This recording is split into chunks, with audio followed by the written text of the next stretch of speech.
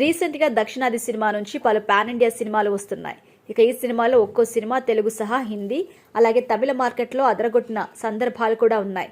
Pushpa 2 the reel కోసం అందరికీ తెలిసిందే ఈ సినిమా ఎంత పెద్ద హిట్ అయిందో. బిజీగా గడుపుతున్న లైఫ్ లో చిన్న బ్రేక్ తీసుకొని ఫ్యామిలీ మరియు ఫ్రెండ్స్ తో ఎంజాయ్ చేయాలి అనుకుంటున్నారా? అయితే వెంటనే ఆర్మీ వెకేషన్స్ ప్రైవేట్ లిమిటెడ్ ని సంప్రదించండి. వీరి దగ్గర సరికొత్త ఆఫర్స్ మరియు స్పెషల్ ప్యాకేజెస్ ఉన్నాయి. మరిన్ని డీటెయిల్స్ కోసం సంప్రదించండి 7997979960 అలాగే 61. ఇక ఈ సినిమా రికార్డులు అందుకోగా ఈ సినిమా తర్వాత వచ్చిన మరో కొత్త సినిమా కూడా, అది కూడా మొదటి తెలుగు సినిమా గేమ్ చేంజర్.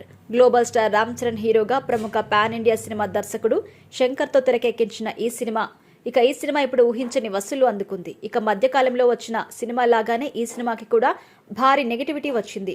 దీంతో గేమ్ చేంజర్ పై ఈ ఎఫెక్ట్ చాలా ఎక్కువే అనిపించింది. ఇక ఇవన్నీ నడుస్తున్నప్పటికీ మేకర్స్ డే 1 నుంచి ఏకంగా 180 కోట్లకు పైగా గ్రాస్ కలెక్ట్ చేసినట్టుగా మేకర్స్ అనౌన్స్ చేయడం ఒక్కసారి చర్చకు దారితీసింది.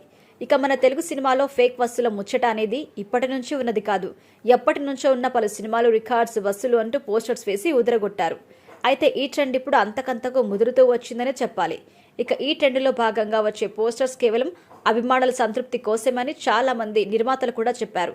ఇదంతా బాగానే ఉంది, కానీ ఇన్ని రోజులు వచ్చిన పోస్టర్స్తో ఎవరికి ఎలాంటి ప్రాబ్లమ్స్ రాలేదు. కానీ గేమ్ చేంజర్ పోస్టర్ వచ్చాక మాత్రం దీని ఇతర హీరోల అభిమానులు యాక్సెప్ట్ చేయలేకపోతున్నారు. అక్కడ నుంచి ఈ సినిమాపై నెగిటివ్ టాక్ మొదలైపోయింది. గేమ్ చేంజర్ మేకర్స్ ఏకంగా 100 కోట్ల ఫేక్ చేశారు అంటూ ఇతర హీరోల ఫ్యాన్స్ చాలా మంది సోషల్ మీడియాలో వాగ్వాదం చేసుకుంటున్నారు.